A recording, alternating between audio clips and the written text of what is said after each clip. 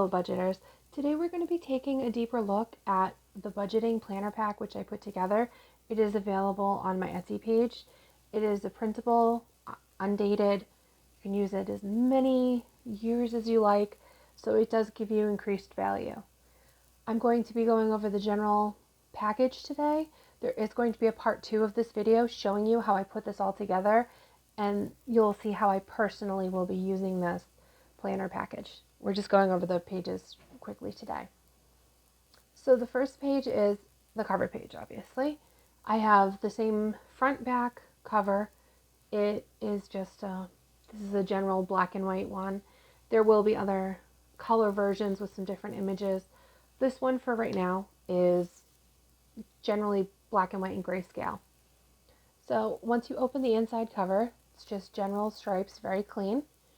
The next page is who this planner belongs to. It is a very light polka dot. There is a small white little piggy bank down the bottom. That is a reoccurring theme throughout this planner, trying to reinforce that it is a budget planner. And I added my name into it. The back of that page is the general piggy bank. Then the next page is our goal planner. On this page we have 3 sections. There is short term, middle term, and long term. Short term would be within 1 year, middle term would be within 5 years, long term is basically within 10 years.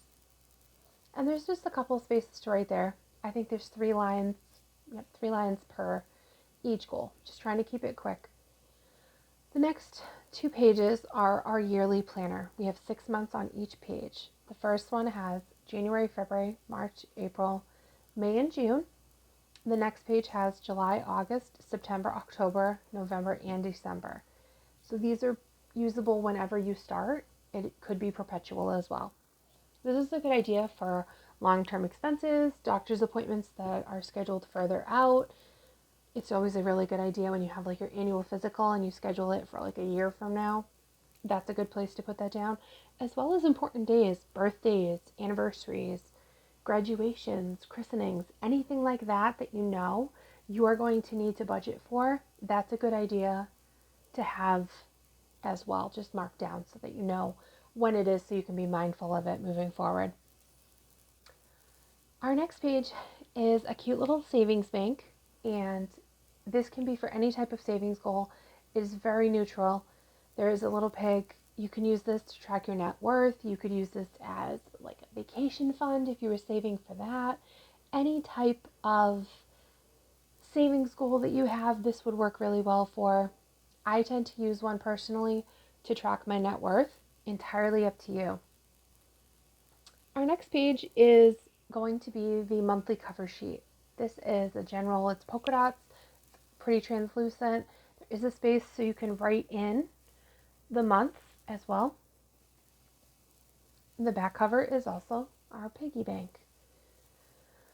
The next page which we have is our monthly planner. This is not a monthly budget, this is our monthly planner. What we're going to do with this is we're going to list our expenses, our incomes, any debts, subscriptions, anything that we have going on that we need to pay attention to. If we know how much it is, for example, a fixed amount, if you know how much your mortgage is every month, you can go ahead and write that down. There's also a column for the date. This is how we're going to keep track of what is going on where and when to put things in our calendar. At the bottom of this page, there is a space so that if you want, you can verify at this point that your income minus your fixed expenses, minus your variable expenses, those are ones that would change every month. Your mortgage would be something that's consistent and stays the same. Your grocery budget might be something which changes every month. Then you're also going to subtract any debt payments you have to make and also any subscriptions that you have to make. Ideally, the total balance at the end would be 0 if you're doing a zero-based budget. So that's what I will be personally doing. The next page is just a quick note sheet. I find that when you're doing budgets, you can never have enough note pages. There's always something else you need to write down, or I'm thinking of something that's unique to your family, a birthday planner, anything like that. I'm always looking for note pages, so I like to include them throughout this as well.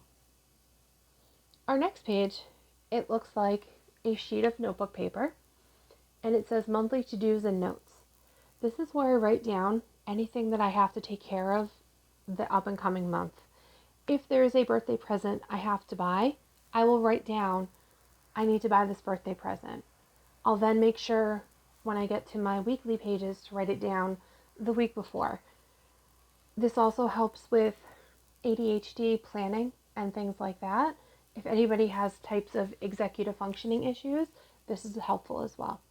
So this is also where I will write down things like, am I still using Netflix? Is there another option I could have for Netflix?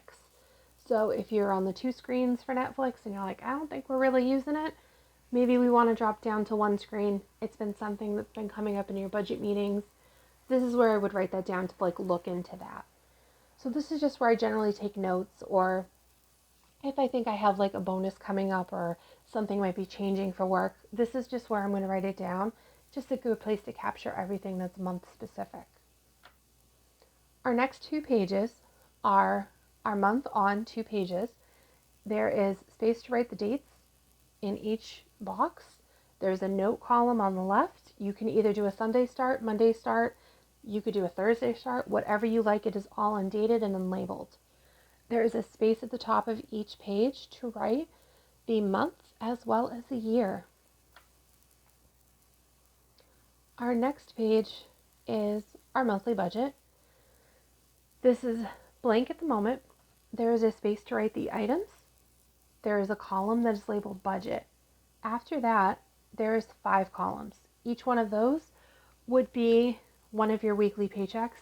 Obviously, we don't always have 5 paychecks in a month, so you might not use that last column. Most of the time I don't, but it is good to have it there as well. So next to budget, you'll see when I do mine, that's where I write in the dates.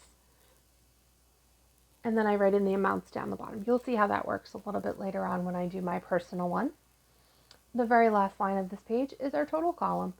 I personally do a zero-based budget, like I said before.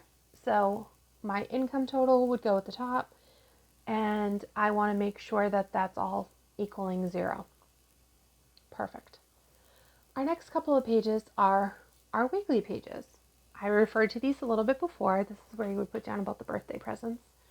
So the first part of the page is week of, and it gives you a space to write in the dates for the week.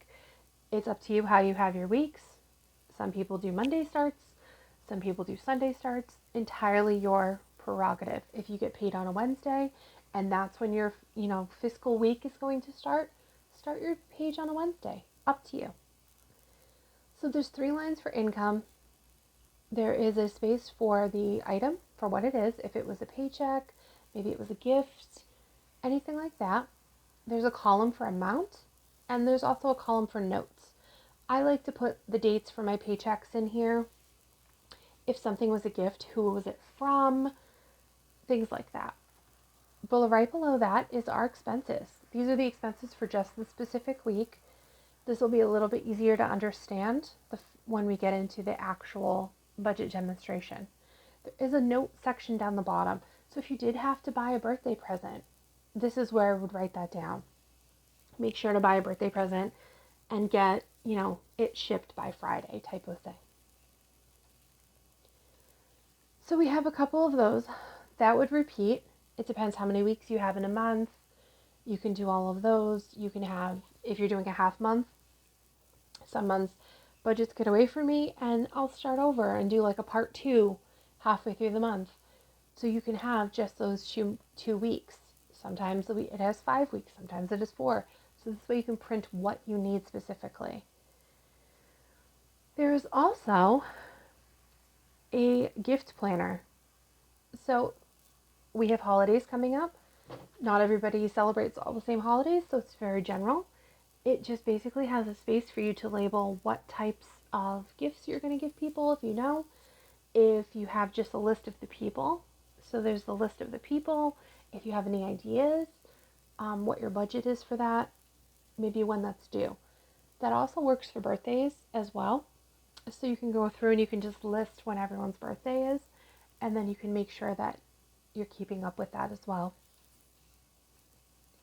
Perfect. So after our birthday and gift tracker, we have our holiday tracker. This is a little different than the gift tracker. Might seem very much the same, but there's certain things that you might spend money on that are not gift related. Example, if you are celebrating Halloween and you are going to be buying Halloween costumes and you're going to be buying Halloween candy and decorations, that's not a gift. So that wouldn't fall under the gift tracker section. This is when I would use the holiday tracker. This is also great for things like Thanksgiving if you're going to do something like that. Anything like that where you're going to have like a certain budget, that's where I keep track of the holidays. So after our holidays is our sinking funds. This is money that is basically, most of the time it's an annual expense.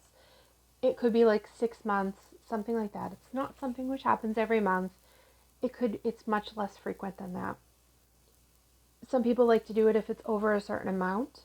So for example, you could only have sinking funds if the amount's over $100. This is a very budget specific, how you feel comfortable. I know that sometimes if I have an annual expense, I will put it into my sinking funds just so that I remember to pay that and be putting money aside each month. Sometimes, if it's right before Christmas and you have, a $50 bill here and a $40 bill there, and you have extra heating because it's chilly, sometimes those $50 bills get kind of hard. So it's good to have them in sinking funds, and you can just put a couple of dollars away each month. It's very simple. Then we have our next page, which is our subscriptions and memberships. This is something which I like to look at the end of each month when I'm working on my budget for the following month. I'll go through what my subscriptions are, how much they are. This is when I would evaluate my Netflix. Do I need the 2 screens? Do I have 1 screen and I need 2? Am I not using that gym membership? Things like that. I try to set personal goals for what each subscription is used. If I find that I'm not going to the gym at least 3 times a week, I'm going to cancel my gym membership. Maybe I'll downgrade my gym membership and try again next month. But that's where I would sit and look through the budget and really evaluate what those are. But that's why I keep them all on the subscription page, so I can go through them each month and make sure that we are still getting value out of them. Our next page is our debt snowball. And I am a big Dave Ramsey fan, and this is where you pay down debt. So you would list your debts smallest to largest. I like to list them by the item. Then I do the amount, so how much, total the debt is. Then I put the due date, how much is due monthly, minimum payments, anything like that. There's also a column for notes if there's something you need to keep track of. Perfect. Our next page is our net worth credit scores trackers. This is something new that I've started doing, and I find it very motivating. Some people do not. Some people have the opposite effect. This is entirely your choice. You don't have to print this. The beauty of printable worksheets, you can print what you like, use it, not use what you don't want. Great. So there's a space for 12 months. You can then list what your total assets are. You can list your total liabilities. You can list your credit scores. I have a space for each one of them if you track as well. I know some people only use Credit Karma. It's free and it only tracks 2 of the 3. So you can keep track of that there as well. Our next page is the asset and liability tracker. That's where you would break down the amounts to get for the first sheet. So there's a space to list all of your assets. That's anything that adds value. If you have a car, any jewelry, maybe you have a CD collection that is very rare, anything like that. You can list the items and the amounts. This is also things like retirement accounts, if you choose to. Some people don't track retirement accounts. Your choice. The next column is liabilities. Those are anything where you have to spend money Most of the time that's your debt. Sometimes, it's other things. So there's a column for that as well. Like I said, this is up to you if you're using this. If you just want to use the asset column and you're using your only liabilities or your debts, you can use each page. You don't have to use the whole thing. We have another blank notebook page. Like I said, you can never have enough. Our inside cover and our back cover. And that is basically our package. So I'm going to go through in another video a little bit further in depth and explain really how I use it. I'm going to show you how I put it all together. I'm going to set it up for, a couple of months so you can see what it looks like when there's 2 weeks. You can see what it looks like when there's 4 weeks, and you can look and see what it looks like when there's 5 weeks. So hopefully that'll be a little bit more helpful. Just wanted to familiarize yourself a little bit more with the budget sheets that you're going to see me using in future videos. Thank you. Baby the Budgeting Bunny says don't forget to like, share, and subscribe.